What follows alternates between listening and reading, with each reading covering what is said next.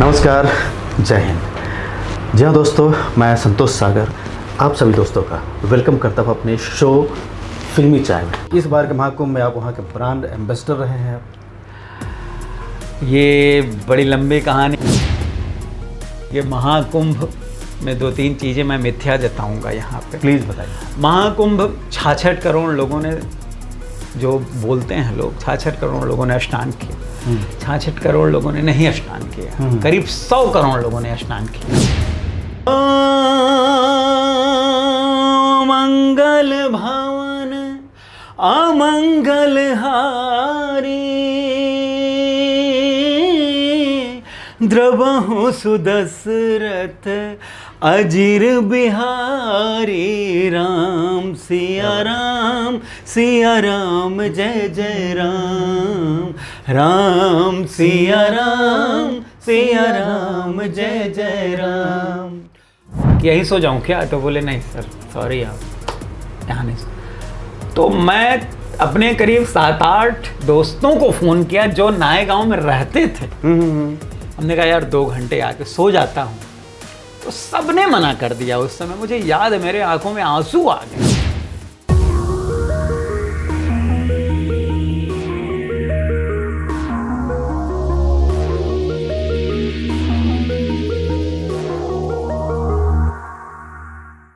सूर्य प्रकाश दुबे जी।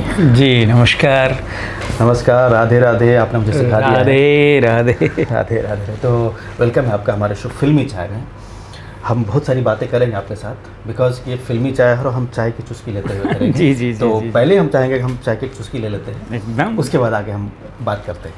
आपका फिल्मी चाय कौन नहीं जानता सर। थैंक यू फॉर फिल्मी चाय के लिए। Thank you. वाह क्या बात। Thank you. Thank you. हम थैंक यू, आप मत बोलिए थैंक यू, हम बोलेंगे इस फिल्मी चाय के लिए। भैया आप आए, आपको अच्छा लगा, इससे बड़ी बात हमारे लिए और क्या हो सकती है। ये मेरा सौभाग्य है। आपसे आज करीब 15 सालों से मैं जुड़ा हूँ। जी। लेकिन आपका ये कंटेंट मुझे इतना अच्छा लगा। Thank you. और बहुत लोगों ने बहुत लोगों का वीडियो देखा मैंने, एपिसोड देखे। जी। बहुत अच्छा, माइंड ब्लोइंग कॉन्सेप्ट। आप बहुत अच्छे जोन में जा रहा है। थैंक यू सो और मेरी शुभकामनाएं, मेरी बहुत सारी सारी चीज़ें हैं साथ में फिल्मी चाय के। कभी भी मेरी ज़रूरत कहीं भी पड़े, इसके लिए मैं खड़ा हूँ Sagar ji. Thank you so much. और हम आशा करते हैं, अब पूरा विश्वास है कि आप हर समय मेरे साथ रहेंगे। एकदम आप उसके लिए निश्चिंत रहिए। जी। हम थे और हैं, आगे भी रहेंगे। जी। तो हम सबसे पहले बात करते हैं कि आपकी जो आज की जो लाइफ की जो जर्नी है, आप एक बहुत अच्छा सिंगर हैं, क्योंकि हमने आपके कई गाने सुने हैं। एक्टिंग तो हम देख ही रहे हैं, क्योंकि गाने में कई जगह आप दिख चुके हैं। इसकी शुरुआत कैसे हुई आपके लाइफ में, सिंगिंग लाइफ की, मुझे बताइए। सागर जी देखिए, पारिवारिक जो बैकग्राउंड था वो मेरा म्यूज़िक का था। मैं प्रयागराज का, एक झूसी एरिया है प्रयागराज में, बड़ा फेमस है, प्रतिष्ठानपुरी पहले उसका नाम था, फिर झूसी हो गया। वहाँ का रहने वाला हूँ। झूसी में एक नीवी कला गांव है हमारा, और हम 6 भाई हैं। पिताजी हमारे प्राइवेट सेक्टर में थे। ओके। गांव में हमारे एक राम जी का मंदिर है, राम दरबार है वहाँ पे पूरा। तो मैंने देखा बचपन से निरंतर 25-30 सालों से जो मैंने देखा कि पिताजी निस्वार्थ भाव से जी। ड्यूटी से आने के बाद, आंधी आए, पानी आए, चाहे जितनी भी विपदाएं आए, लेकिन वो 7 बजे शाम को डंडा लेकर उस मंदिर पर कीर्तन करने चले जाया करते थे। क्या बात है। और गांव के जो 20 लोग बैठते थे, उनको हरे राम हरे कृष्ण सुनाते थे। फिर राम जी की आरती होती थी और घर आते थे, देन वो भोजन करते थे। तो पिताजी के ब्लड में म्यूज़िक था जी। वो तो ऐसे संगीत प्रेमी थे कि कहीं अगर हीरोपुर से जा रहे हैं और रामचरितमानस का पाठ चल रहा है, तो वो रुक के 10 चौपाई रामचरितमानस की पढ़ के फिर आगे बढ़ते थे। राम जी ये डेडिकेशन था वो भजन और कीर्तन के प्रति। तो मतलब आप कहीं भी ब्लड में आपके अंदर आए है। हम तो समझते हैं कि वही पिताजी का पुण्य प्रताप है, पंडित स्वर्गीय द्वारिका प्रसाद दुबे जी का। जी। कि आज हम और हमारे बड़े भाई भी हैं, बड़ा नाम है प्रेम प्रकाश दुबे जी। हम 2 भाई बॉम्बे में हैं, करीब 30 साल से वो हैं, 20 साल से मैं हूँ, और उन्हीं के आशीर्वाद से, उन्होंने तो कभी प्रोफेशनल नहीं बनाया अपने आप को, लेकिन हम लोगों ने थोड़ा सा प्रोफेशनल बनाया। और 2009 में मैं भी सुनते सुनाते लोगों को देखते बॉम्बे का रुख किया। राइट। होता क्या था कि यहाँ के बहुत सारे सिंगर प्रयागराज में प्रोग्राम करने जाते थे जी। तो हम लोग प्रयागराज में ऐसे छोटे छोटे आकाशवाणी और दूरदर्शन पे गाते थे। तो रविंद्र जैन जी के जो गीतकार, संगीतकार, गायक कह लीजिए, हम रहते स्मरणीय अब हमारे बीच में नहीं है। बिल्कुल। श्री रविंद्र जैन साहब का नाम कौन नहीं जानता। बिल्कुल सही बात है। दादा का कार्यक्रम था 98 में, चलो रमन गंगा जमुना तीर में।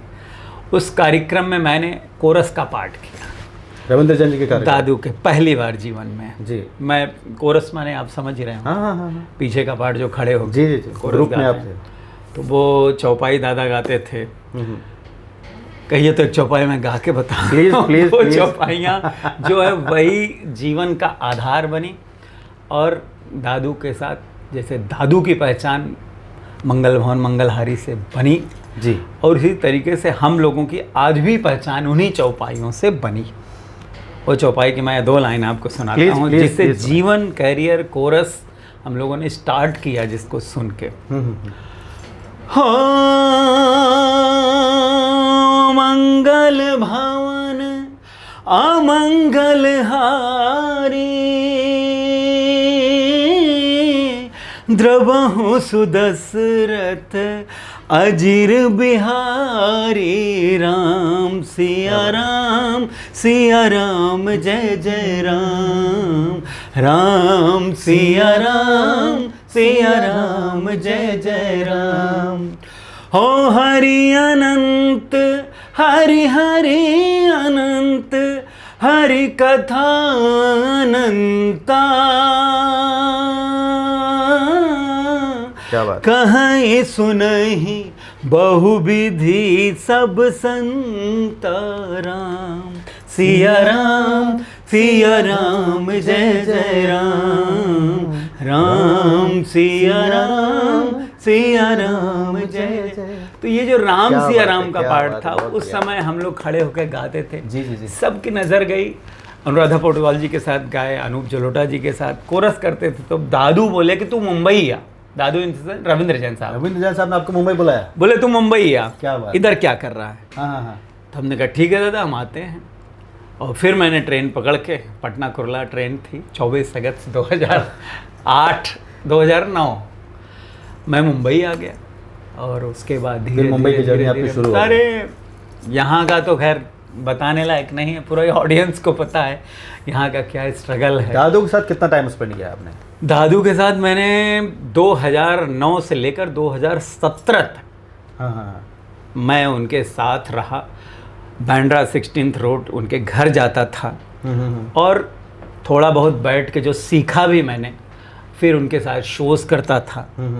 और फिर सेटिंग में कभी कभी बैठता था, कभी आदर्श नगर और LM स्टूडियो में बुला लेते थे, तो वहाँ बैठ के सीखता था, वहाँ बैठ के लगा रहता था।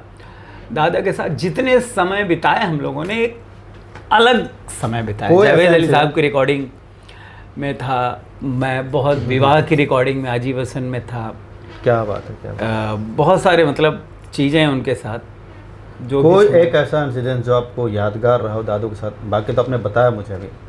देखिए, दादू 1 मैन शो थे। जी। दादा माने लाइब्रेरी म्यूजिक की। और रविंद्र जैन साहब, मतलब उनको कई नामों से आप जान सकते हैं, माइलस्टोन थे। वो लोग रियल में म्यूजिक क्रिएट करते थे। बिल्कुल सही बात कही आपने। और ईश्वर ने उनको, उनसे दोनों आंखें तो ले ली थी, लेकिन उनको एक तीसरी आंख दिया। आजकल के वो सूरदास थे। जी। इस कलयुग के। कुछ सच्चाई बताइए। तो दादा, मतलब कि दादा के साथ तो बहुत समय, जैसे एक तानसेन मूवी जो राजश्री प्रोडक्शन की बनी और अभी तक मूवी रिलीज़ नहीं हुई।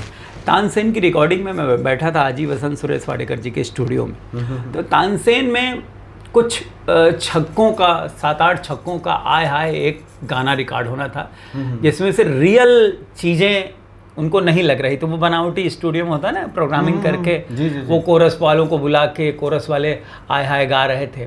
तो दादा, सूरज बढ़ जाता है जी बैठे थे, बहुत सारे लोग राशि के बैठे थे, गुप्ता जी बैठे थे। दादू बोले नहीं, जाओ और बैंड्रा यहाँ पे फलाना ठिकाना पे आप 5-6 किन्नरों को पकड़ के ले आओ। जी जी।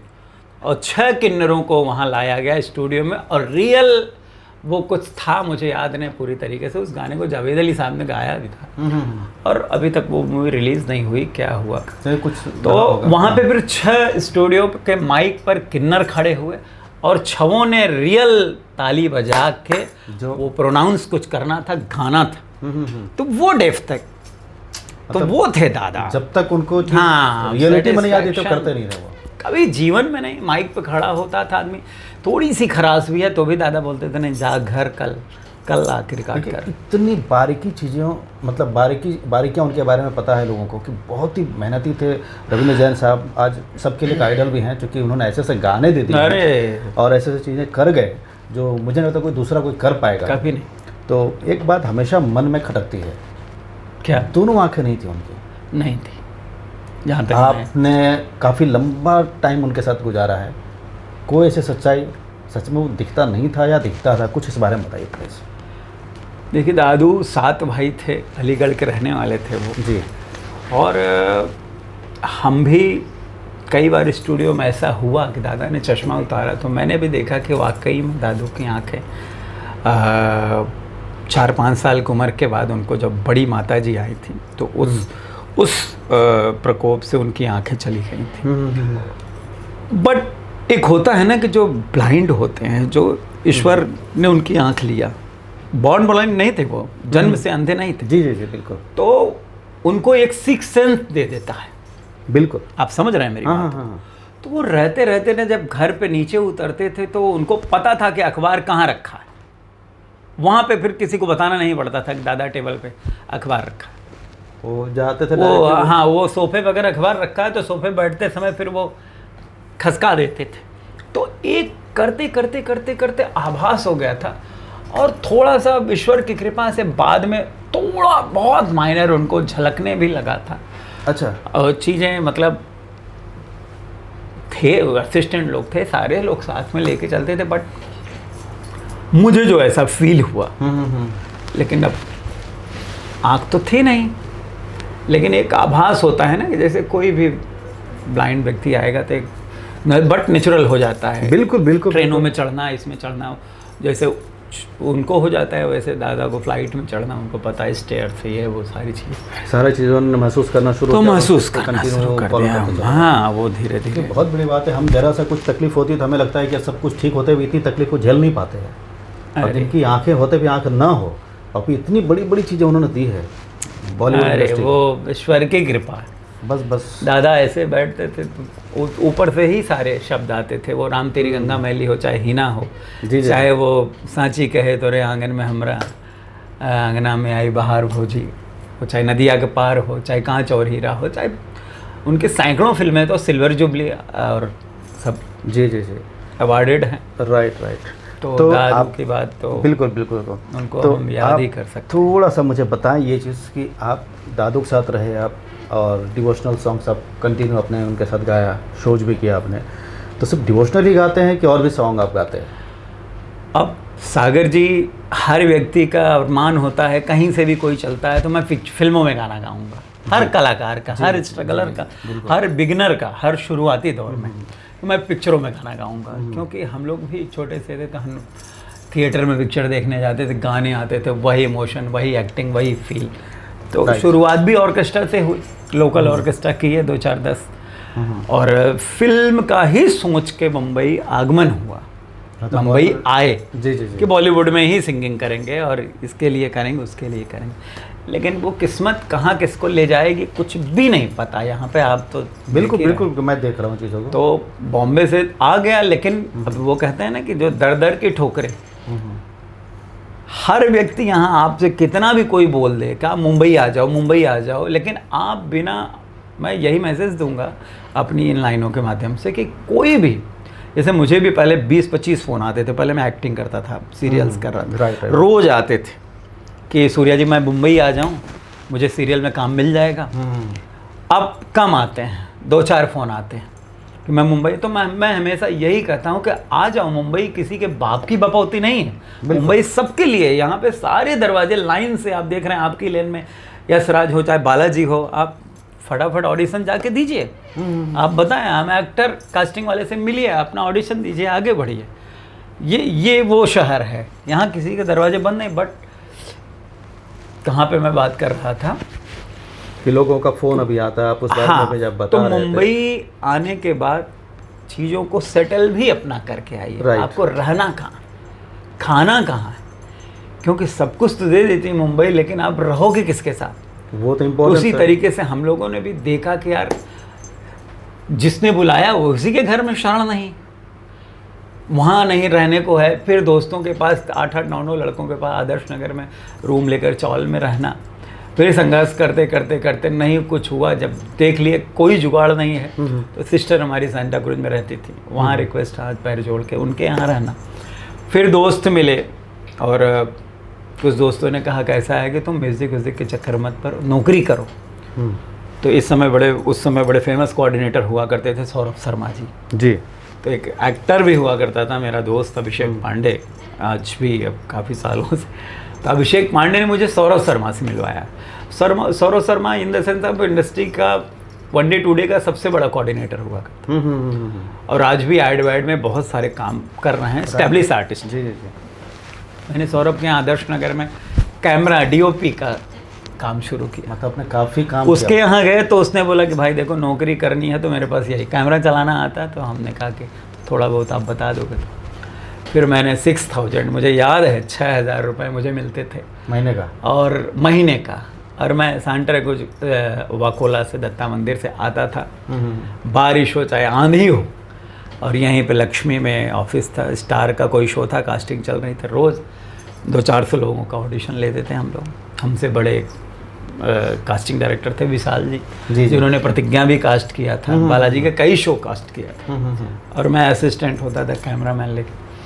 धीरे धीरे एक बार तो मैं यहीं सिटी क्या बोलते हैं लक्ष्मी के बस स्टॉप पे ताश वास का शिकार भी हो गया था। अच्छा, उसमें भी मैं होता है ना, पहले वो लोग खेलते थे 100 का 200 300, तो एक तो जुआ ही है वो, और क्या है? वो देखा, लालच लगा यार 100 का 200 हो जाए। उस समय 2009-10 की बात है, तो वहाँ भी किस्मत ने धक्के खिलाए, जो जेब में पैसे थे वो भी चले गए। तो संघर्ष चलता चला गया। फिर एक्टिंग में मैंने अपनी पूरी तरीके से दुकान अजमा ली। अच्छा। सिंगिंग मेरे दिमाग से उतर गया। कैमरा आपने छोड़ दिया?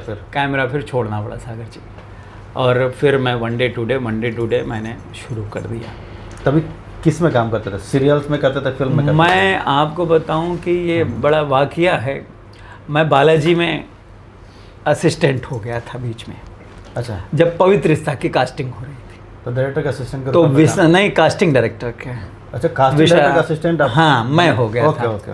उस समय भी मैं कैमरा चला रहा था, और जब कास्टिंग डायरेक्टर चला जाता था तो मैं कैमरे के सामने खड़े होकर मैंने अपना 2-3 ऑडिशन दे दिया।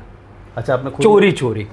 बाद में उस कास्टिंग डायरेक्टर ने देखा, जब उस चीज़ों को बोला यार तुम एक्टिंग भी आती है, तो मैंने कहा एक्टिंग मैंने कभी किया नहीं। रामलीला में हम लोगों ने सीता बना, अब लक्ष्मण बने, राम बने, गांव की रामलीला। बिल्कुल। बोले नहीं यार अच्छा किए हो तुम। हमने कहा कि भाई साहब अगर कुछ काम निकल आए तो बताइएगा, कुछ कर लेंगे, 2 पैसे और मिल जाएंगे। तो उसने कहा ऐसा है, संडे को तुम शूटिंग करने चले जाओ। क्या? एक संडे गया, दूसरे संडे गया, तो वहाँ पे उस समय 1500 रुपये मिलते थे बालाजी से। और एक तीसरे संडे में जो हवलदार, एक शिंदे का कैरेक्टर था, मराठी कैरेक्टर, वो बोला यार कास्टिंग हो नहीं पाए, जल्दी चले जाओ। गया था एक दिन के लिए वो कैरेक्टर चल पड़ा 1 महीने। ओह। हवलदार शिंदे का बड़ा फेमस कैरेक्टर है, और मैंने करीब 10 दिन, मुझे याद है वो सागर जी, और ये फिल्मी चाय है, बट यहाँ पे मैं बहुत ज़्यादा फिल्मी बातें नहीं कर रहा हूँ, बड़े नेचुरल बातें बताऊँगा। मुझे बहुत अच्छा जो लग रहा है, सच्चाई है, जो सच्चाई फिल्मी माने आधा से ज़्यादा लोग झूठ समझते हैं। जी। लेकिन मैं वास्तविकता बताऊंगा कि मैंने सुशांत सिंह राजपूत जो हमारे बीच में नहीं है, मैंने 8 दिन उनके साथ रूम शेयर किया था, क्लिक नेक्सन स्टूडियो। क्या बात कर रहे हैं? और सिर्फ मैं और वो रहा करते थे, और सब देखेंगे इस वीडियो को। और he is very nice person, बहुत क्लास इतना जिंदा दिल इंसान मैंने नहीं देखा इंडस्ट्री में। और खुश जब भी पैकअप होता था, उस समय भी उनके पास सेकंड हैंड BMW होती थी। सूर्या आंचल हमको साकिनाका के सिग्नल पे छोड़ते थे। क्या बात है। और एक ऐसा कम्बिनेशन बन गया था कि मैं हवलदार था और लॉकअप में उनको जेल का सीन था।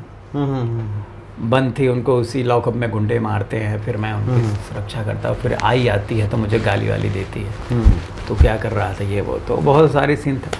और वही पवित्र रिश्ता के बाद मुझे कार्ड मेरा बन गया। सुशांत सिंह के साथ तो कई वाक़िए हैं जी जी। लेकिन बस इतना ही कहूँगा कि इज़ वेरी नाइस पर्सन, बहुत जिंदा दिल इंसान। एक्टर तो थे ही बट वो हेल्पफुल भी बहुत ज़्यादा था। और कभी भी मतलब रिक्शा न मिले, लेट पैकअप हो और तो सुशांत भाई अपनी BMW में, उस समय भी वो दिल्ली से BMW लेके आए थे, मुझे याद है।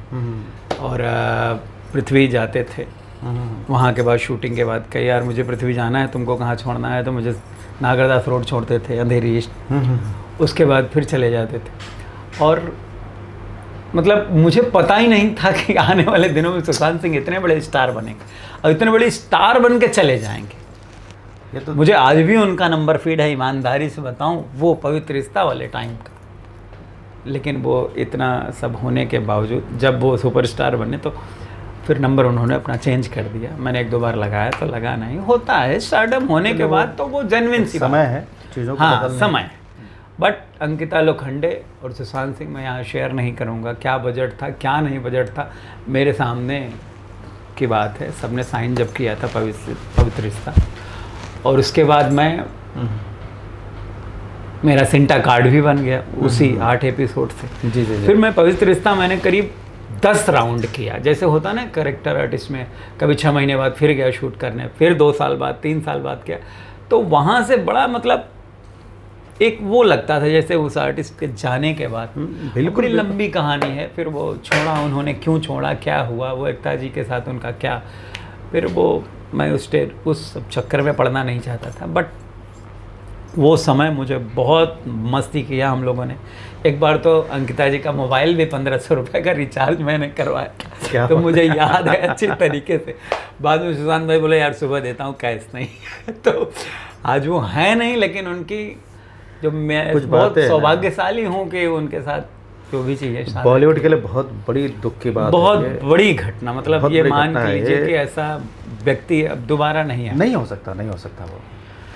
और उस व्यक्ति ने किसी का कुछ बिगाड़ा नहीं था। ईश्वर से यही बस प्रार्थना है कि उनकी आत्मा को परमात्मा अपने चरणों में स्थान दे और सबके अंदर वैसे ही मानवता उत्पन्न करें, चाहे जो एक्टर।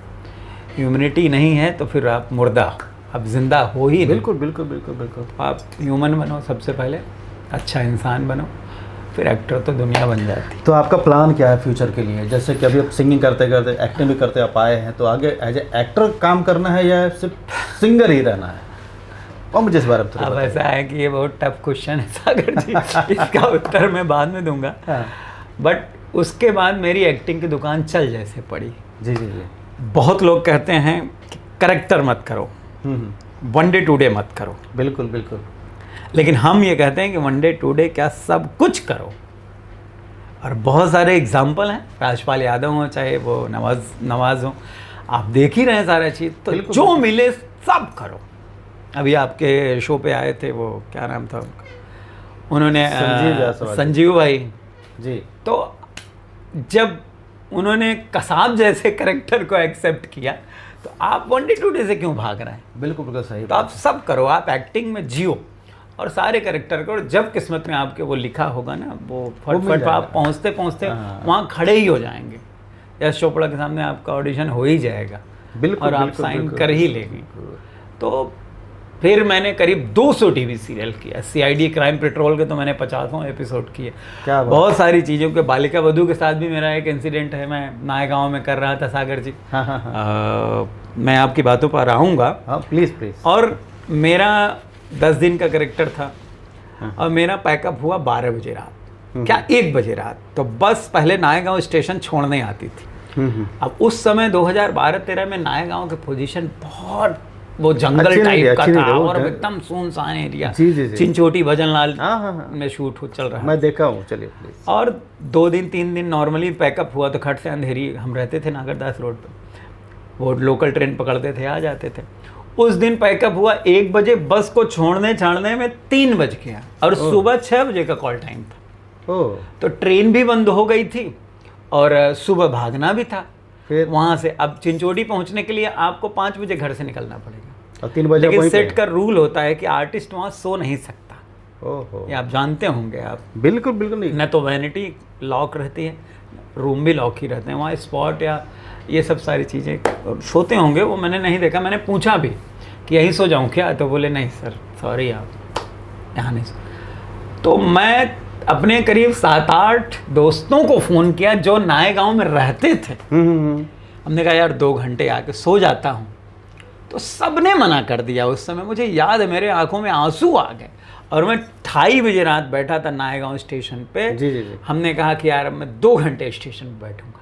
फिर वहीं मैंने गणपति बप्पा से, मैं मतलब अब क्या बताऊं, वो वाकया मेरे जीवन का, मुझे डर भी था और वो भी था। नए नए हम लोग आए थे बिल्कुल, गाँव से, बिल्कुल, छोटे से, बिल्कुल। कहाँ मुंबई में इतना सब चीज़ जानते थे। जी। तो मैंने कहा यार मैं नायगांव में ही घर खरीदूंगा। और वो बप्पा ने ऐसा चक्कर घुमाया कि 2014 में मैंने नायगांव में ही घर लिया। क्या बात है, क्या और बात है। पहला मकान जो मेरा नायगांव में आज भी वो है, जो 1-1 रुपए कमा के हमने आज मतलब 2020 तक जिसका ये EMI चली, बहुत सारी चीज़ें, तो वो सब इंसिडेंट हैं, बहुत सारी चीज़ें हैं। मेरा सिंटा कार्ड, धर्मेश तिवारी जी अब नहीं है हमारे बीच, जो सिंटा के प्रेसिडेंट थे, जो जी जी जी रामायण में जिन्होंने नारद का कैरेक्टर प्ले किया था, धर्मेश जी, जी, तो वो भी दादा के यहाँ सीखने आते थे। तो सिंटा कार्ड का पैसा भी 6,000 रुपये उन्होंने दिया था उस समय। हम पकड़े गए सेट पे, फिर क्या बात। धर्मेश भैया को फ़ोन किए, यूनियन आई थी। हम्म, हम कहा भैया ऐसी ऐसी बात है। बोला यार मैं तुमको बोला कि कार्ड बनवा लो। हम कहा भैया पैसे नहीं है मेरे पास। अब सीरियल के पैसे तो 3 महीने बाद आते थे उस समय, 1500 रुपये, 1600 रुपये, 2000 तो अच्छा कुछ कैरेक्टर होता था तब मिलता था। तो धर्मेश भैया बोला आके यहाँ CD VD जमा कर, मैं पैसे देता हूँ। आज वो भी नहीं है हमारे बीच में। जी जी बिल्कुल। तो मेरा सिंटा का कार्ड बना, फिर मैंने धीरे धीरे करके धर्मेश भैया को पैसे दिए। तो दादा सिंटा का कार्ड आपको बनाने के लिए ज़रूरत तब पड़ी जब सेट पे आपके मतलब हाँ, कार्ड नहीं था और लोग चेकिंग करने आए। और यूनियन आ जाती, तो 2-3 यूनियन बार आती, तो ये बच गए। कितना सही है, मतलब हर किसी के साथ ऐसा होता है। देखिए पहले यूनियन बहुत एक्टिव थी, जी, मतलब पहले नहीं एक्टिव थी, थोड़े दिनों बाद, जैसे हम 2009 से जो शुरुआत हुई 2008 से, उसके बाद थोड़ा 1-2 साल तो बड़ा वो चला। फिर यूनियन जब बना, लोग इकट्ठा हुए कि ये कैरेक्टर आर्टिस्ट का यूनियन है, जूनियर आर्टिस्ट का यूनियन है, तो वो इकट्ठा हुए, तो टीमिंग हुई, प्रेसिडेंट हुए, तो सब राउंड पे चल दिए। तो उस समय तेरे लिए बालाजी का एक सीरियल आता था, हम लोग तेरे लिए कर रहे थे। फिल्म सिटी में आज भी सबसे ज़्यादा यूनियन पहुँचती है। फिल्म सिटी तो सिर्फ फिल्म सिटी में पहुंचती है कि और भी फिल्म कहीं सिटी में मैक्सिमम पहुंचती है। हम तो समझते हैं, जो मेरा मानना है कि आपका सेट वसई में लगा है, तो वसई में आपके यहाँ पता चला 1 महीने में 1-आध बार पहुंच जाएगी सेट पे। बट फिल्म सिटी में इजीली है, सारे सेट पे लोग पहुंच जाते हैं। वहाँ 10 यूनिट निकाल के ही रख देते हैं ये लोग। वहाँ कहीं ना कहीं कोई ना कोई जाता रहता है कि भाई क्या कार्ड दिखाओ। तो वहीं पे मैं भी पकड़ा गया था, 2 बार पकड़ा गया था। कुछ ऐसा नहीं, उन्होंने बोला फ़ाइन आपको देनी पड़ेगी। मैंने कहा सर मैं बनवा लूँगा, तब आऊँगा काम करने, फ़ाइन मेरे पास पैसे वैसे नहीं है।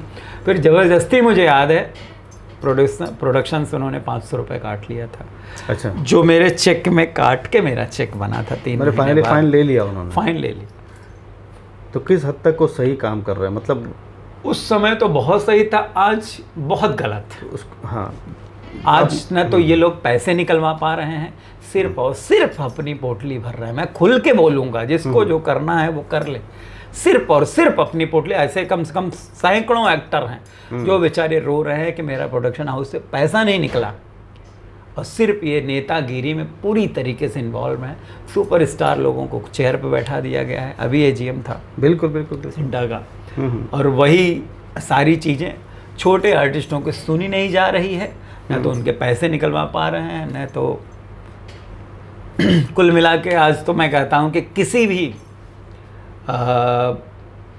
इधर उधर की कंपनियों से 2-2.5 हज़ार का कार्ड बनवा के आप काम करिए और करते रहिए। नहीं है पैसे तो जो नए न्यू कमर्स आने वाले हैं उनके लिए, बाकी जिनके पास पैसा है वो तो इस समस्या का समाधान क्या है? समस्या का समाधान एकता नहीं है। हर व्यक्ति चाहता है कि मैं तो खुद ऐसे 50 ग्रुपों से जुड़ा हूँ कि जो हर व्यक्ति सिंटा ग्रुप फलाना 40 मेंबर हमारे, हर व्यक्ति हमारे 40 दोस्त हमारे, 30 दोस्त हमारे, इतना फूट है, सब में आपस में होड़ है कि मैंने ये फिल्म किया, मैंने वो फिल्म किया, मैंने वो फिल्म किया, मुझे अब सिंटा में ये पोस्ट चाहिए। मतलब पोस्ट लेने के लिए कुछ भी हाँ, और बड़े जो सीनियर हैं जिनको काम करना है वो फिल्मों से शूटिंग से फ्री नहीं पा रहे हैं, तो काम कहाँ से चलेंगे?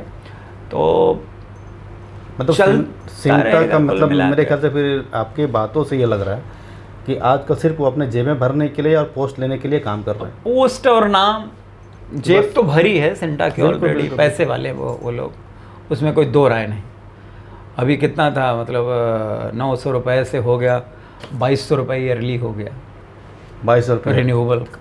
फिर हाँ, अब कहाँ से आर्टिस्ट, अगर तो काम तो दिलाना दूर की बात है, सिंटा आपको कभी जीवन में काम नहीं दिला सकता, लेकिन पैसे तो निकलवा दें।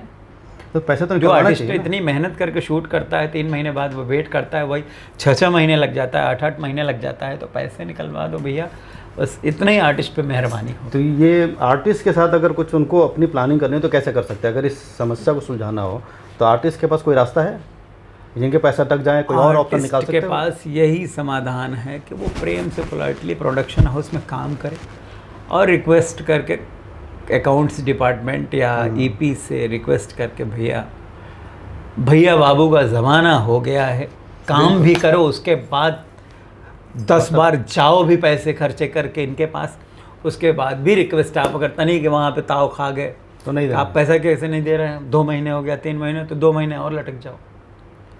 तो उस पर यूनियन को खड़ा होना चाहिए, यूनियन खड़ा नहीं हो रहा है। तो यूनियन तो हर आर्टिस्ट चीज़ों को थोड़ा थोड़ा सा, मैं तो समझता हूँ कि स्थिति बहुत ज़्यादा खराब। एक्टिंग पर मैं यही बोलूँगा कि जो पहले पुराने धुरंधर हैं one day to day artist के, आज वो बैठे हैं, जो महीने का 15 दिन शूट करते थे, आज वो महीने का 3 दिन शूट नहीं कर पा रहे, 4 दिन, क्योंकि अब टोटल चॉकलेटी बॉय वही सारा चीज़, अब करेक्टर वाला समय इस समय फिर हट गया है। जो एक दौर था करेक्टर वालों का कि हमको राजपाल यादव जैसा करेक्टर चाहिए, हमको मनोज वाजपेयी जैसा करेक्टर चाहिए, हमको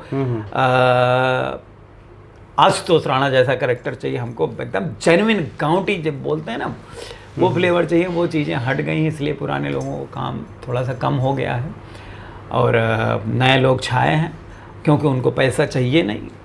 पहले 5000 में काम करता था आदमी, आज 2000 में एक्टर इफराद है, आप देख ही रहे हैं, गली गली में बिल्कुल। तो कहाँ से 5000 देंगे? आज OTT भी तो बहुत सारे प्लेटफॉर्म है, बहुत सारी चीज़ें हैं, बट पुराने लोगों का ना तो सिंटा सुन रही है, ना तो काम आ रहा है, कैसे चलेगा उनका जीवन? मेरे तो बहुत सारे मित्रों ने दुकान खोल लिया, कोई बड़ा पाव बेच रहा है, किसी की यहाँ मैं अब क्या बोलूँ, मैं बहुत सारा नाम नहीं लूँगा यहाँ पे। जी। स्थिति कुल मिला के सागर जी वन डे टू डे आर्टिस्टों के बहुत ज़्यादा दयनीय है। तो बहुत ध्यान देना चाहिए, या तो फिर कोई रास्ता निकालनी चाहिए। मैं पिछले 5-6 सालों से आपके आशीर्वाद से 2017 में मैंने अपना एक Radhe Radhe rock band open किया। हाँ प्लीज़ बताइए, आप मुझे बताया था कि आपका एक बैंड है। इसलिए मेरा एक्टिंग से थोड़ा सा समय न होने की वजह से और व्यस्तता की वजह से एक्टिंग एक तरीके से मेरा मतलब रुक सा गया है। मैं पूरी तरीके से फुल्ली म्यूज़िक इन्वॉल्व हो गया हूँ और वो भी एक मेरा टर्निंग पॉइंट था। जी। क्योंकि मैं आया था तो गाना ही गाने, सिंगर बनने आया था। दादू के साथ आप आए थे। तो जब एक्टिंग से मेरा सब सेट हो गया मामला, तो हमने कहा यार अब अपने जो अंदर है उसको मारो मत। राइट। चीज़ें जो अंदर है ना कि नहीं मुझे सिंगर बनना है, तो उसको दबाओ मत, उस चीज़ों को बाहर निकालो। तो फिर मैंने अपने बैंड की ओर ध्यान दिया और राधे रानी जो हमारी ईस्ट हैं जी, उन्हीं के नाम से मैंने प्रयागराज में ओपन किया अपना पूरा 14 सदस्यीय बैंड, म्यूजिशियन, सिंगर, कोरस, पूरी टीम है। और राधे राधे रॉक बैंड मैंने अपना शुरुआत। तो राधे राधे क्यों रखा नाम आपने? अब ये बहुत सारे न्यूज़ चैनल वालों ने भी क्वेश्चन किया कि आप एक तरफ तो राधे राधे बोल रहे जी। हैं, दूसरी तरफ रॉक बैंड भी कह रहे हैं, इसीलिए मैं पूछ रहा हूँ। तो आप करेंगे क्या इसमें, करना क्या चाहते हैं?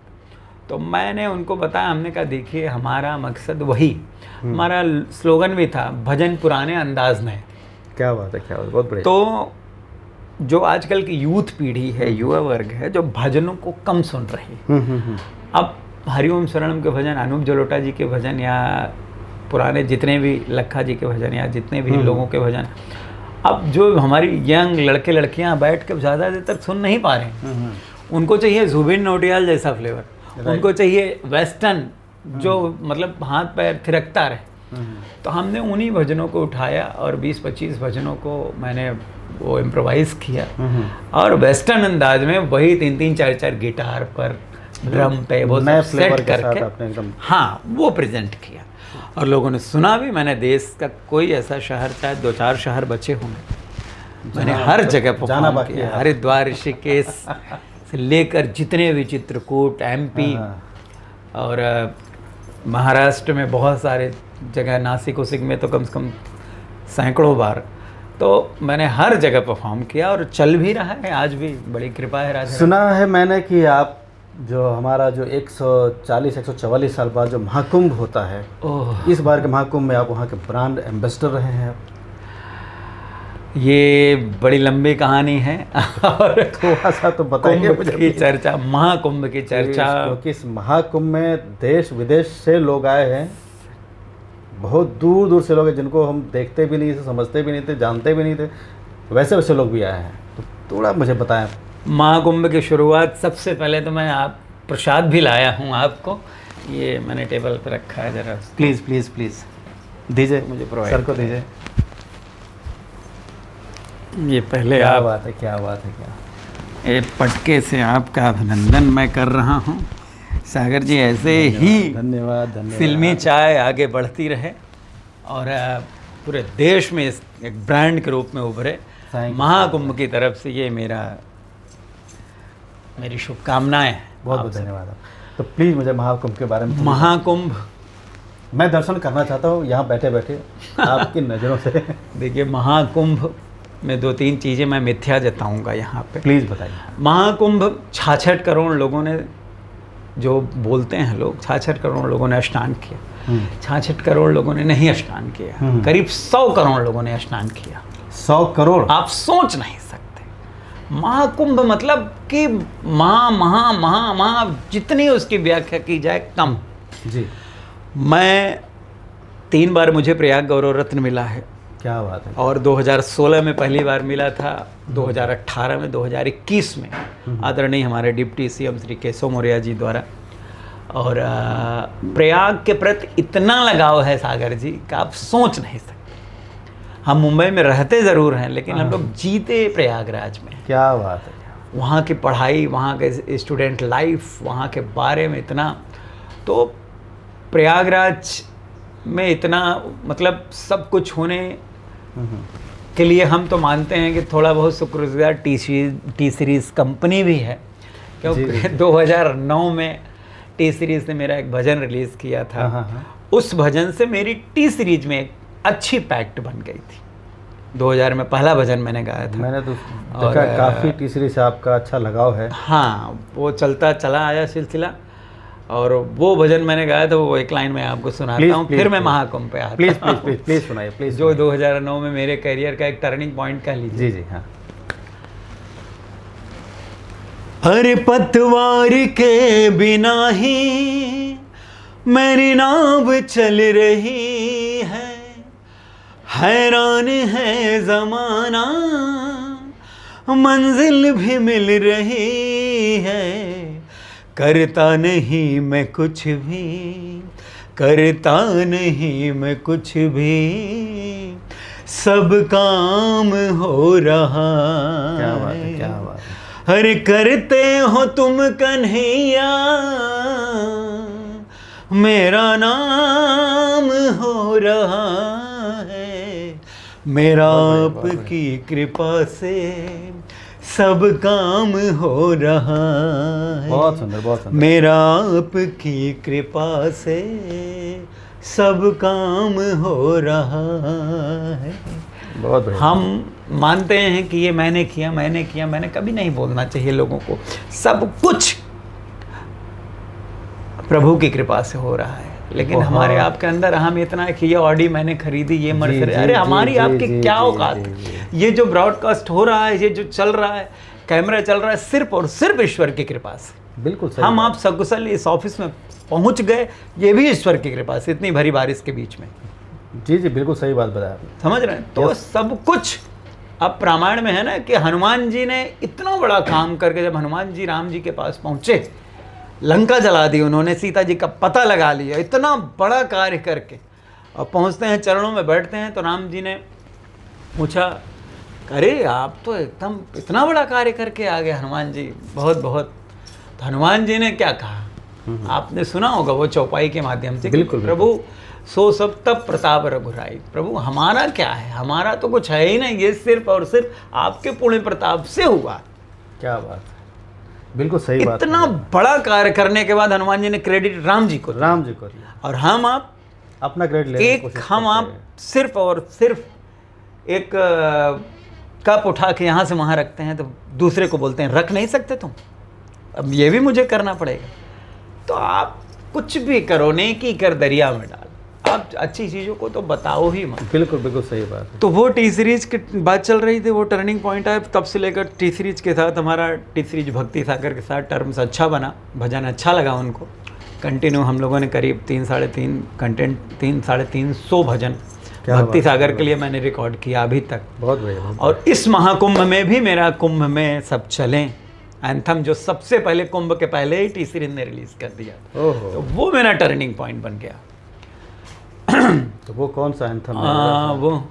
वो मतलब आह्वान था, पूरी दुनिया को आह्वान था कि आप कुंभ में आओ।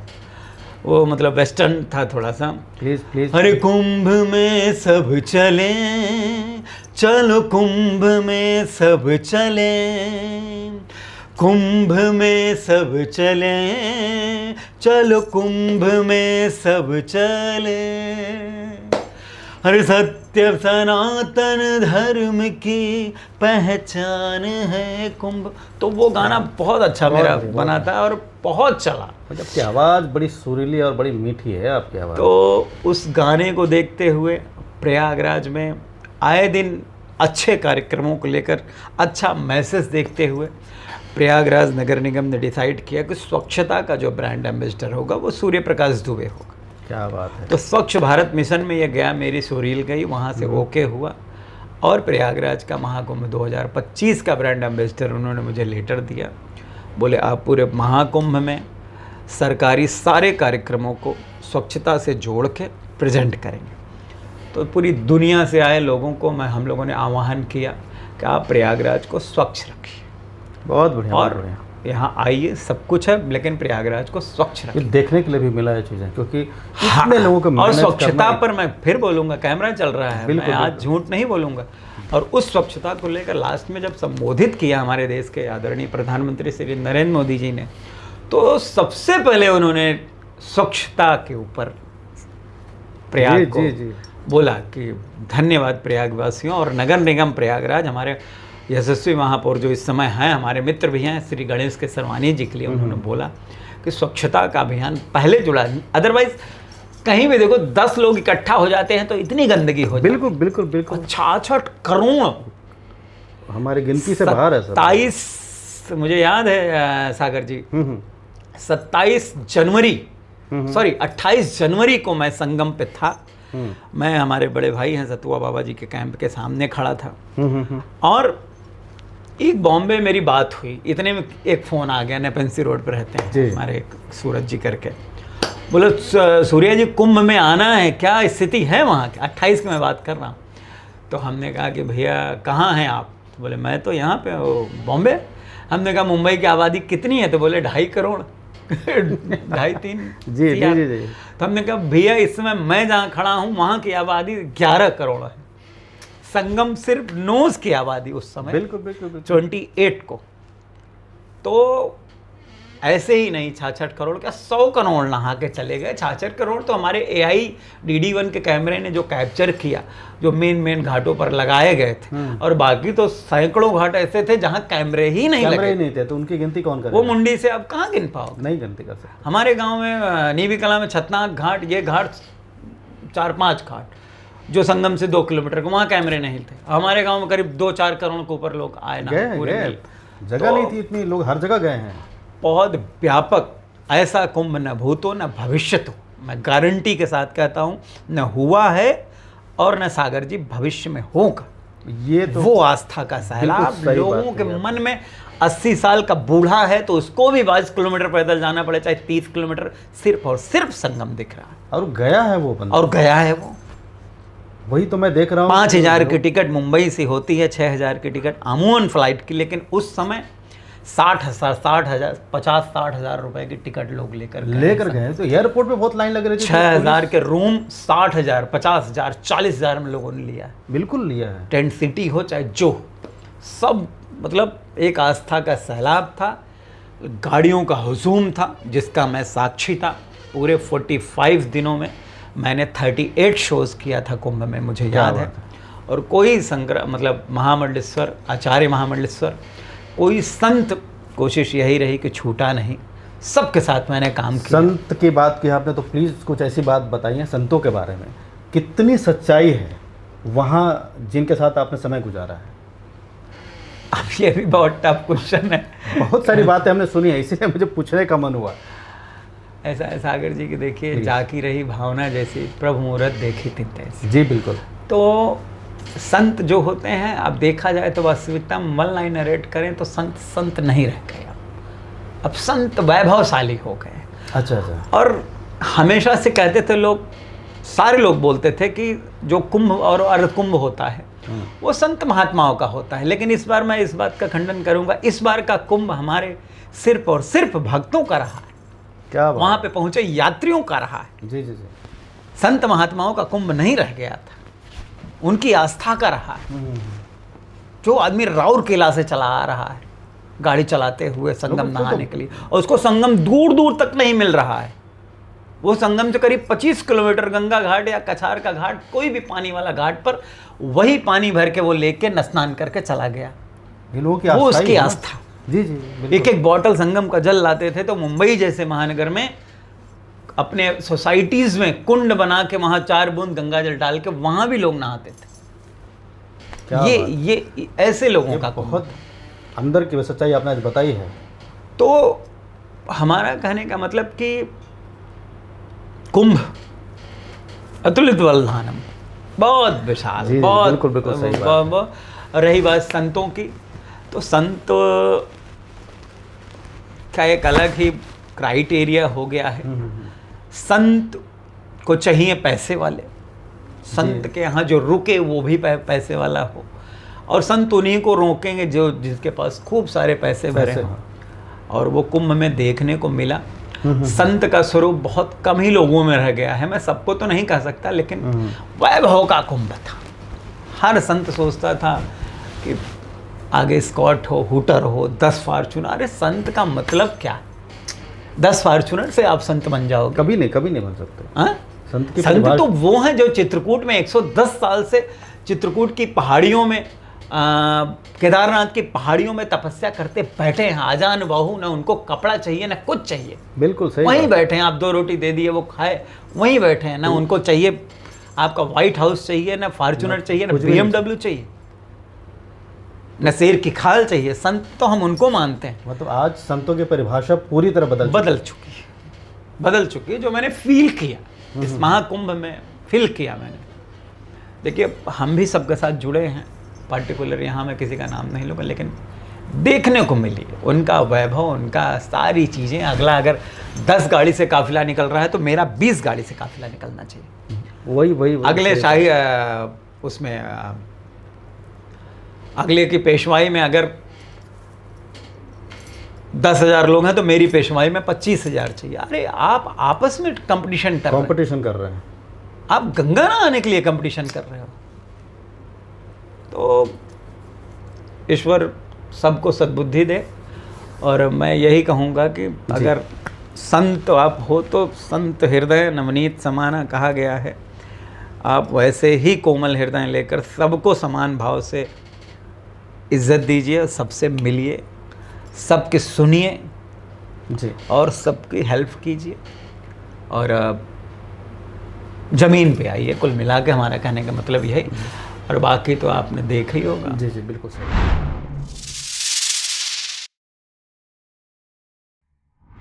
बड़ी मज़ेदार बातें हो रही है आपके साथ सूर्य भाई, और मैं उम्मीद करता हूँ कि आपका फ्यूचर भी ऐसे ही चमकता रहे हमेशा एज ए सिंगर। और मैं तो चाहूँगा कि एज एक्टर भी आप आएँ, क्योंकि जो आपने पहले टाइम दिया है एक्टिंग के लिए वो वापस लेके आए, क्योंकि पर्सनालिटी आपकी बड़ी अच्छी है। अरे थैंक यू सो मच। फिल्में भी करें आप, ज़रूरी नहीं कि हम किस टाइप की फिल्में करें, किस टाइप का रोल करें। जो आपने बताया बहुत सच्ची बात कही कि 1 डे 2 डे जो होता है वो तो होता ही है, और आप काम करते जाइए। जब आपका फ्यूचर निकलना होगा, जब आपका जो बोलते हैं जैकपॉट लगना होगा, वो लग जाएगा। वो कभी तो ज़ाया उसका नहीं कोई टाइम नहीं होता ऐसा कि कौन सा लगने वाला है, जब लगेगा वो लग जाएगा एकदम। तो किस्मत को हम अपने हाथों में नहीं रख सकते, जो होना है वो सामने से होना होगा। कुछ बातें मुझे आपसे पूछनी ये है जो थोड़ा सा मुझे मतलब मेरे मन की बात है। आप महाकुंभ में आपने टाइम गुजारा है और ब्रांड एम्बेसडर रहे आप, और काफ़ी अंदर की चीज़ें आपने हमें बताई है। एक और बात पूछनी थी, हमने सुना है कि एप्पल के जो ऑनर हैं, जो CEO हैं, जो हाँ, उनकी वाइफ शायद आई थी महाकुंभ में। हाँ, ये कितना सच है, या आपने अगर point, सामने हाँ। आपके सामने कुछ इंसिडेंट्स हुआ रहेगा या आपने देखा होगा, तो उस बारे में कुछ बताइए प्लीज़। फिर से आप वही नस खुरेद रहे हैं जो हम लोग भुला गए हैं चीज़ों को। ये भी रिलेटेड है एक संत से ही ये प्रश्न। जी, अब मैंने पहले भी कहा महाकुंभ वैभवशाली संतों का था जी, और ये तो सिर्फ और सिर्फ संगम का प्रताप है, उस गंगा जल का प्रताप है कि वहाँ बैठी अमेरिका में बैठे एप्पल के जो मैडम हैं मिसेस, उनके मन में पता नहीं क्या विचार हुआ कि कोऑर्डिनेट हुआ। हमारे निरंजनी अखाड़े के आचार्य महामंडलेश्वर हैं श्री कैलाशानंद जी, और वो आई, और हम तो बाद में न्यूज़ पे देखें कि स्वयं एक आचार्य महामंडलेश्वर रिसीव करने बनारस एयरपोर्ट गए। अच्छा, एक आचार्य महामंडलेश्वर उनको रिसीव करने जा रहा, तो मतलब आचार्य महामंडलेश्वर क्यों जाएगा? उसके सामने कम से कम 10,000 लोग हैं उसके साथ में काम करने वाले, लेकिन वो स्वयं गए और उनको काशी विश्वनाथ बाबा का दर्शन करा के लेके आए। और 4-5 दिन उन्होंने उसी कुटिया में सब वॉच किया। जो देखिए कुंभ में न्यूज़ ने कुछ छोड़ा नहीं, सब कुछ दिखाया है। जी जी, बिल्कुल। किसी के चैनल पे इतने हजारों लाखों चैनल्स थे कि कहीं कोई डिवाइड हो गया, कोई देख नहीं पाया। हम आप देख नहीं रहे कंटिन्यू। और कुंभ से चैनल से ज़्यादा हमारे ब्लॉगर भाइयों ने प्रयागराज में जो उभरे हैं, बहुत पागल कर दिया उन लोगों ने, बहुत प्रचार किया लोगों ने। तो 4-5 दिन रह के उन्होंने कुटिया का निर्माण किया।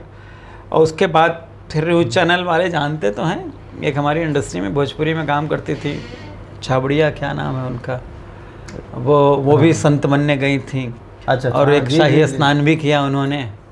आरती क्या उनका, पहले भोजपुरी देखा मैंने, उनके एल्बम से डांसर थी, नृत्य वित्य करती थी। और वही आचार्य महामंडलेश्वर कैलाशानंद जी की टीम में थी वो। मैंने उनको शाही स्नान में भी देखा। मैं भी निरंजनी के साथ पहला मैंने शाही स्नान किया था 14 जनवरी वाला। तो फिर 4-5 दिन के बाद मुझे भी सुनने में आया न्यूज़ पे कि उनकी तबीयत ख़राब हो गई, एप्पल के जो मैडम आई थी। ओके।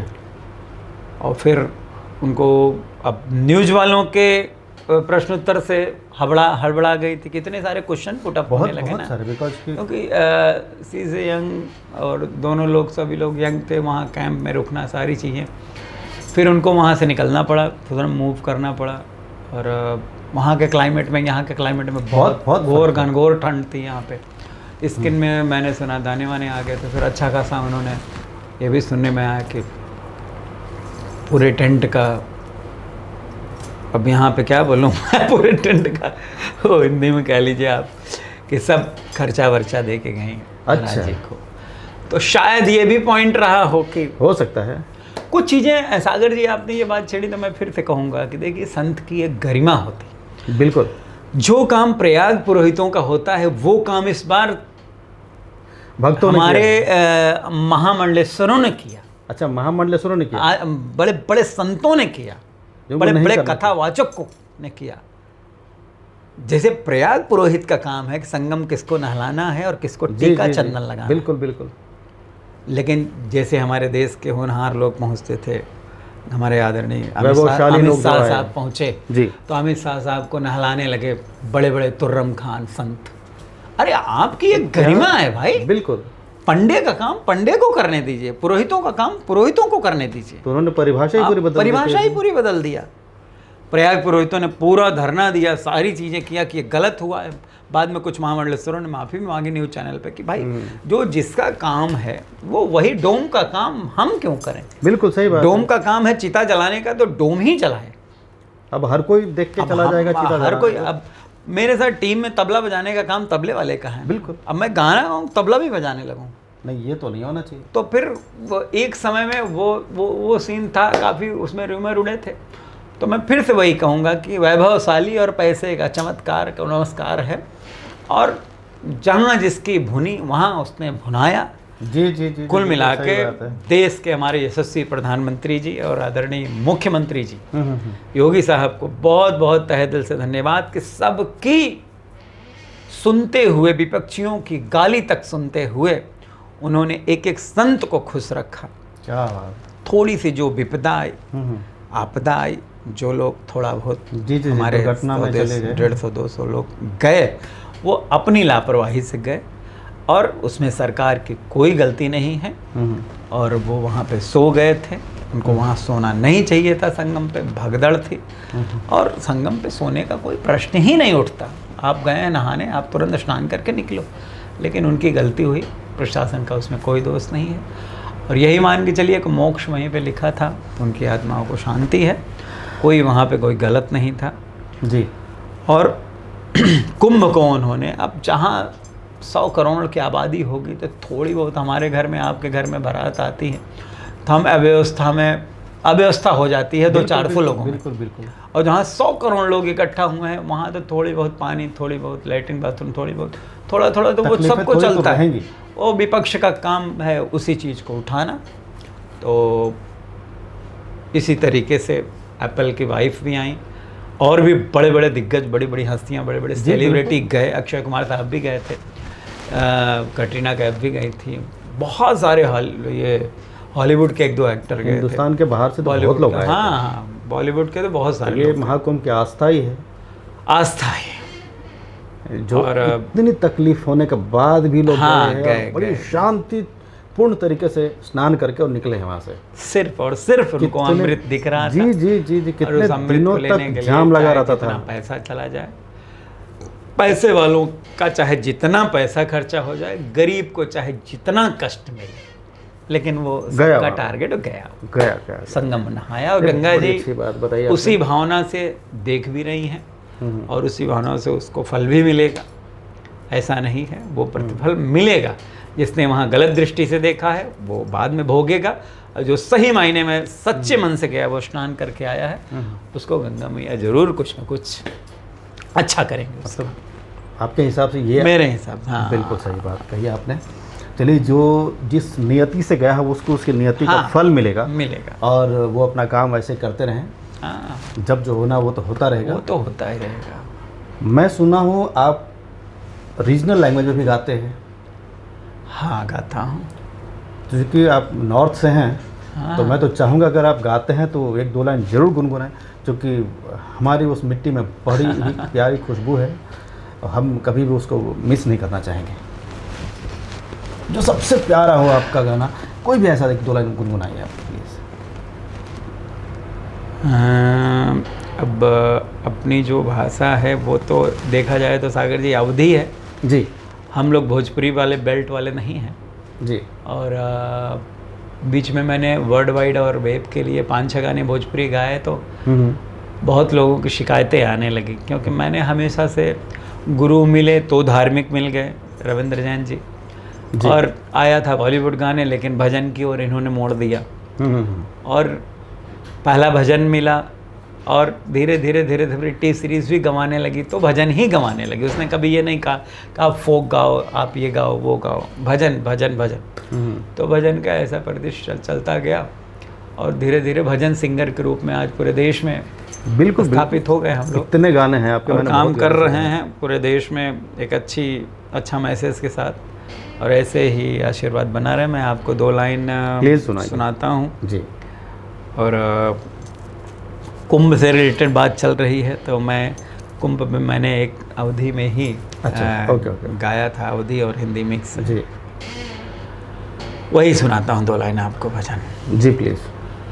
अरे पावन तीर्थ प्रयागराज में पुण्य कमाते हैं, पावन तीर्थ प्रयागराज में पुण्य कमाते हैं, जहाँ त्रिवेणी संगम है चल घूम के आते हैं। क्या बात है, क्या बात हो जहाँ त्रिवेणी संगम है चल घूम के आते हैं। 12 वर्ष में कुंभ लगे चल कुंभ नहाते हैं, 12 वर्ष में कुंभ लगे चल कुंभ नहाते हैं, जहाँ त्रिवेणी संगम है चल घूम के आते हैं। बहुत बढ़िया। जय हो प्रयागराज, जय हो तीर्थ राम, जय हो प्रयागराज, जय हो तीर्थ राम। क्या बात है, बहुत बढ़िया बहुत बढ़िया बहुत बढ़िया। फिलहाल आपका क्या कोई प्रोजेक्ट चल रहा है अभी? बहुत सारे प्रोजेक्ट चल रहे हैं और संस्कार से मैंने टाई अप किया है। कुछ जी, जी, संत महात्मा हैं जिनके ऊपर 40 गाने का हमारा टाई अप हुआ है, उनके लिए भी गा रहा हूँ मैं। जी। और एक अपने चैनल के लिए बहुत सारे भजन हैं जो अलग कंटेंट में हैं। एकदम जैसे आजकल कंटेंट आ रहे हैं, विशाल मिश्रा, जुबिन नौटियाल, इस टाइप के कंटेंट पर हम लोग अपने चैनल पे लेके आ रहे हैं। स्टोरी वाइज नरेटेड रिकॉर्डिंग चल रही है उसकी, और रील्स पे अभी थोड़ा हम लोग काम कर रहे हैं और लगे हैं। कुल मिला के स्टॉप नहीं है काम, कंटिन्यू रिकॉर्डिंग चल रही है। और भी बहुत सारे लोगों के प्रोजेक्ट हैं जो कहते रहते हैं सूर्या जी हमारे आश्रम के लिए गाइए, हमारे लिए गाइए, हमारे ऊपर गीत बनाइए, तो वो सब चल रहा है। और टी सीरीज़ से एक तरीके से मैं लड़ बैठा हूँ इस समय, क्योंकि मुझे बड़े चैनल पे काम करना है थोड़ा सा, टी सीरीज़ फिल्म पे। आप तो ऑलरेडी जो 300 मिलियन सब्सक्राइबर हैं उनके, जो टी सीरीज़ भक्ति सागर पर भजन छोड़ के। तो देखिए गणेश जी जब चाहेंगे, बप्पा की जब कृपा होगी, जरूर होगी कृपा उनकी, और उस पर भी काम करेंगे। और कुल मिला के सागर जी ये हमेशा से वो रहा है कि हर कार्य को किसी को कोई कष्ट ना हो, हमारे कार्य की वजह से किसी का दिल न दुखे, और बहुत समभाव लेकर काम करेंगे। किसी को परेशान करके, किसी को कुचल के, जैसे कहते हैं ना आगे बढ़ना है तो पीछे नहीं देखना, मैं वो नहीं मानता। आगे भी बढ़ना है, लोगों को खुश करके बढ़ना है। राइट। मेरी वजह से किसी का दिल न दुखे, हमेशा वही करना है और भजन ही गाना है, अच्छा संदेश देना है। वो कमर में हाथ डाल के जो 4-4 डांसर लेके जो गा रहे हैं उनको, उनका मंच मुबारक हो। हमारा मंच जो है वो हमारा ही मंच रहेगा। यही हम मैं इस बारे में जरूर कुछ पूछना चाहूँगा कि कुछ लोग, सही बात है, कुछ डांसर्स ले लेते हैं और खुद खड़े होते हैं एज ए हीरो की तरह, और वो कुछ गाने ऐसे बनाते हैं उसमें भक्ति हो या कुछ, सारे पैटर्न एक जैसे हो गए, भक्ति हो या उनका एकदम रास लीला वाले गाने हो या कुछ भी हो। मेरे समझ में नहीं आता कि आप मतलब कर क्या रहे हो, आप गा रहे हो कि मतलब जोनर ही चेंज है, पूरा बदल जाता है ना। अब ऑडियंस बैठी है, अगर 8 डांसर हैं और 8 अगर ठुमका लगा रही हैं, और तो सिंगर बीच में खड़ा है, तो वो सिंगर के ऊपर किसकी निगाह होगी? वो डांसर को देखेगा कि सिंगर को देखेगा? जी सही बात बोल रहे हैं आप। जो कहते हैं डांसर के साथ हम परफॉर्म कर रहे हैं, और खैर उस पर जाएंगे तो बहुत लंबा चैप्टर जाएगा, लेकिन सबको सबका मंच मुबारक हो। राइट। हमको हमारा मंच बाबा ऐसे ही अच्छा गरिमामय बनाते रहें। यही रीज़न है कि कुंभ में गाना तो बहुत सारा वायरल हुआ और बहुत सारे, लेकिन दिखे कहाँ वो, ये आप देखिए जाके। ये मैंने देखा है। दिखे वो कुंभ में? नहीं नहीं नहीं। बहुत लोगों ने कहा अरे जो ये प्रयागराज है गाना बड़ा सुपर हिट हुआ, मैं मानता हूँ रील्स बनी, लेकिन ये प्रयागराज का सिंगर जो मेरा भी बहुत अच्छा दोस्त है आलोक कुमार, लेकिन आलोक कुमार दिखा कहाँ कुंभ में? नहीं दिखा। खेसारी लाल यादव दिखे कहाँ कुंभ में? तो जीवन में कुछ ऐसा काम करके निकल जाइए कि हर जगह आपकी पूछ हो। बिल्कुल सही बात कही आपने। हनुमान जी को पूछ थी इसलिए उनकी पूछ पूरी दुनिया में हुई। इंसान लेकिन तो... हम आप इतना तो कर लें कि हमारी आपकी पूछ घर में हो जाए। हम आप अपनी वाइफ या अपनी मदर से बात करें तो निगाह उठा के बात करें, अपनी बेटी से बात करें तो हम आंखों में आंखें डाल के बात। वो वही डबल मीनिंग वाली चीजें लेके आना और फिर घर परिवार में मुंह छुपा कर रख, ये तो सही बात बहुत खराब है, बहुत ज्यादा। मतलब ऐसी रील्स वायरल हो रही कि आप सोच ही नहीं सकते। सही बात बता रहे हैं। तो वो चैप्टर में हम लोगों को नहीं पढ़ना है, और तो ये फिल्मी चाय है हम लोगों का, तो फिल्मों का ही माहौल रहने दीजिए। तो रील्स के माध्यम से अभी आपने बताया कि आप कुछ रील्स पे काम कर रहे हैं, तो अभी आप रील्स की बात कर रहे थे जो वर्गल्स हैं या कुछ उस तरह की चीज़ें हैं, मतलब बहुत ज़्यादा वल्गर हैं। नहीं, मतलब कई चीज़ें हैं वो तो 15 सेकेंड 30 सेकेंड में कुछ भी लोग दिखाना शुरू करते हैं। तो आप किस तरह के रील्स बना रहे हैं? रील्स हमारी टोटल डिवोशनल रील्स। हाँ, धार्मिक हमारा भजन है, उसी को हम लोग 30 सेकेंड और उसका सब जो भी रील्स बनती है 90 सेकेंड, उसमें भी हम लोग सिर्फ और सिर्फ इस तरह से कनेक्ट कर रहे हैं और उन्हीं कोशिश कर रहे हैं कि उन्हीं भजनों को, जैसे मैंने अभी एक वो गाया, एक रील साहब मतलब एक गाना प्लीज उठा के जैसे मैंने कहा, तो जैसे हम राम जी का हमने गुनगुनाया उस पर, सिया राम जय जय राम, सिया राम जय जय सिया राम, सिया राम जय जय राम, सिया राम जय जय सिया राम। तो ये मेरा ऑडियो का है, फिर वीडियो में हम राम और सीता को या राम जी को दिखा रहे हैं, पूरी दुनिया उनके नतमस्तक हो रही है। तो हम ऐसा संदेश दे रहे हैं, मतलब उन्हीं हिट जो लाइनें हैं प्रभु से रिलेटेड उन्हीं को उठा रहे हैं हम लोग 90 सेकंड की, और डिवोशनल हैं और अच्छी हैं, दुनिया देखेगी, पूजा भी करेगी उन रीलों की। इन रीलों की तो पूजा नहीं कर सकते आप, लेकिन वो रील देखकर आपके मन में एक पॉजिटिव और एकदम डिवोशनल थी वो आएगा और अच्छा वाइब्रेट होगा। मतलब कुल मिला के मन प्रसन्न रहेगा। आस्था के दीप जलेंगे। अरे पूरी तरीके से बिना आस्था के दीप कहाँ कल्याण नहीं हो सकता, नहीं हो सकता। जो गलत कर रहे हैं वो भी आएंगे उसी समय। बहुत अच्छी बात बताई आपने। आपने देखा कि अयोध्या आया, राम मंदिर आया, बिल्कुल दुनिया का हर एक सिंगर राम पर गाया।